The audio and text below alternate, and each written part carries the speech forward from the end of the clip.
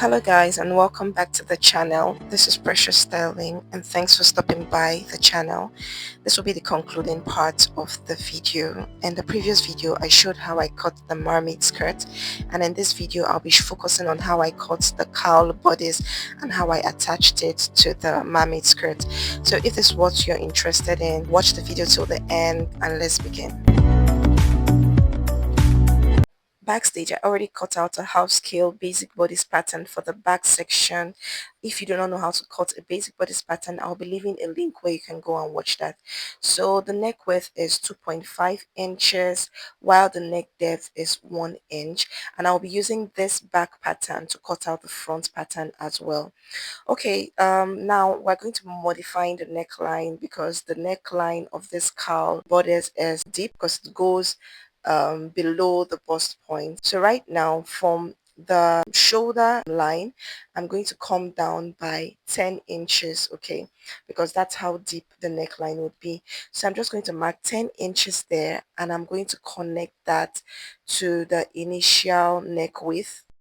I'll be labeling this so you know which part is which. This right here is my chest line, and this other line here is my waistline.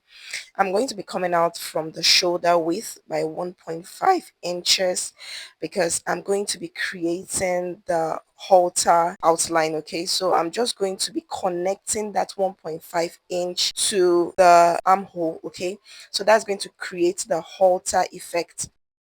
So now we'll be creating the back neckline.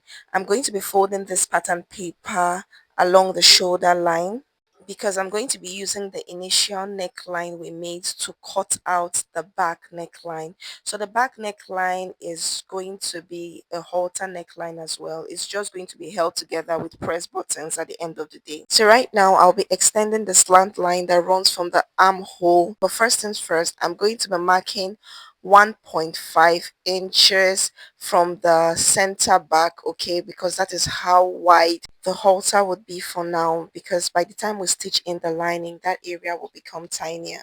That being said, I'm going to be cutting out the front neckline. Now this is the main focus of the video, the cowl neckline. I would want this cowl to droop somewhere close to the waist.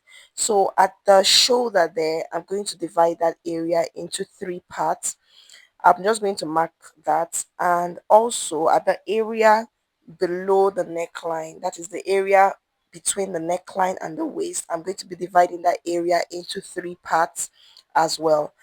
I'll be connecting the area I marked above to the area I marked below in this way using my curved roller.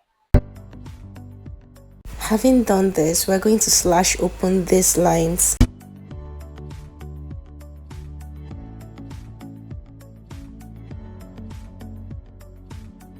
And then I'll just be cutting out the entire pattern.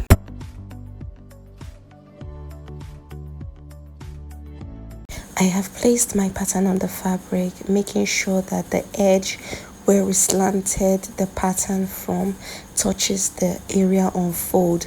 So this is what I did, and then I just opened up the tiny strips, okay, that we slashed just this way.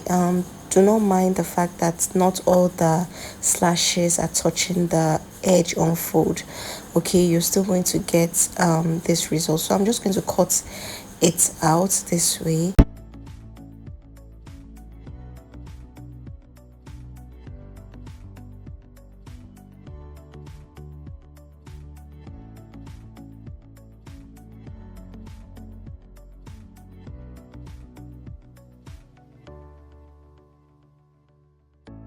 So while cutting the back neckline, I left additional allowance of 1 inch to cater for the press buttons, which I'll place one on top of the other. When I open up the fabric, this is what I have. This is how the cowl neck looks like. It has a funny shape, but this is how the cowl neck looks like, okay. So if I bring both ends of the neckline, back neckline together, you would see how the cowl drapes. Okay, I'm just trying to arrange it so you see how this looks like. So you can see that the cowl neckline is already forming. I have sellotaped the pattern back to one piece, and now I would be modifying this pattern to create the initial back pattern. Okay, so now I just placed this pattern on another pattern paper, and I'm going to tape it down. Right now I'm going to be creating a new zipper allowance. Okay, so I'm just going to add 1 inch from the slant. Okay, from the ends of the slant I'm going to be adding 1 inch, and then I'm going to be connecting both points together. This now would be my new zipper allowance. Now that it is done, I'll go ahead and cut out the pattern. I have transferred the back pattern to the fabric, and I have closed up the darts, as you can see. So I just notched this in different parts so that I can easily recognize the zipper area from the sides. Okay, I also cut out the lining piece as well.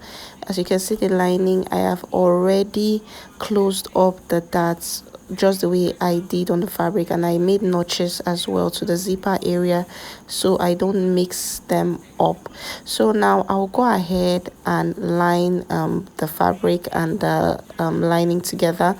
I'm going to stitch at this top here, at the sides, and at this other side, but I'm going to be leaving the base open so I can turn this to the right side. Okay, so I'm going to do this for the two pieces, and I'll come back and show you what I did. As you can see, this is the back part of the skirt, and I have already defined the zipper allowance with my pressing iron, and I've already closed up the skirt that.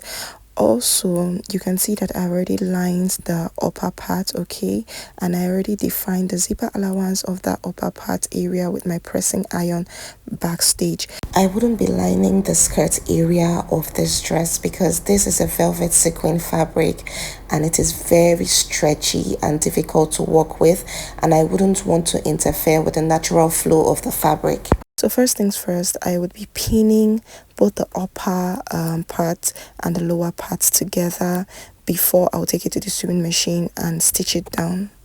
As you can see, I have attached the upper and lower parts of the back together. So this is the zipper I would be using to finish up the dress. Okay, so I'm going to, from the waistline now, I'm going to be going down by 7 inches because that is where I want my zipper to stop. Okay, so flipping this to the wrong side, I'm just going to mark 7 inches from the waist downwards. Okay, and once that is done, I am going to pin that in place, and then I'm going to be stitching from that 7 inches I marked below to the ends of the skirt.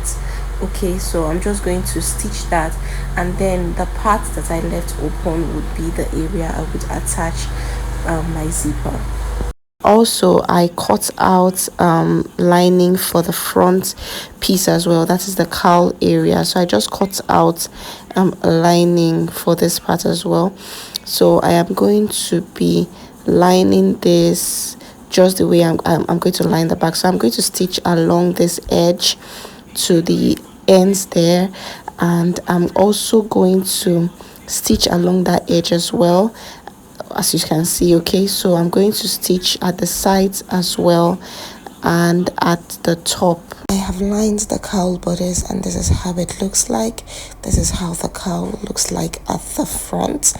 So I will bring in the skirt part. As you can see, I have closed up the dot. Okay, so I will begin aligning this V-shaped area of the cowl bodice along the width of the waistline. Okay, so I'm just going to pin it down, and I will take it to the sewing machine and stitch across that area, but then I wouldn't be stitching up to the ending of the waistline because I'm going to do something else before doing that. So if you're someone who would like to insert a bra cup on the cowl bodice, then you should take this step. So I have already marked where the bra cup is going to start from, and that is my under bust area. So now I'll be inserting this bra cup. I'll face the bra cup towards me, and I would be inserting the bra cup into the lining area, in between the lining area and the fabric.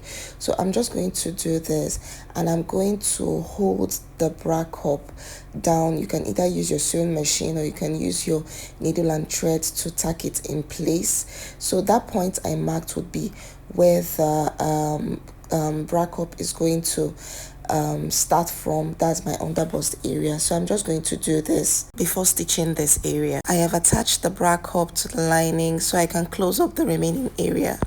As you can see, I have attached my zipper. This is how it looks like.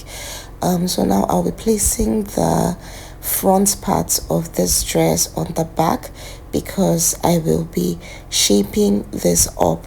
So I'm just going to align both the sides of both the front and the back together, and I'll begin taking my body measurements, and then I'm going to stitch the sides, and with this we're practically done with the dress. So backstage I went ahead to attach a press button to the halter area of the dress in order to close up the neckline. So sorry that you can't see this part in full because this is not my dress and this was the only video I was able to get, but this is how the dress looked like on my client. Do drop your thoughts about this dress and feel free to ask questions. Give the video a like if you haven't, and do not forget to subscribe to the channel so you don't miss out on exciting tutorials that'll be coming on next on this channel. Till I see you in the next video. Bye for now.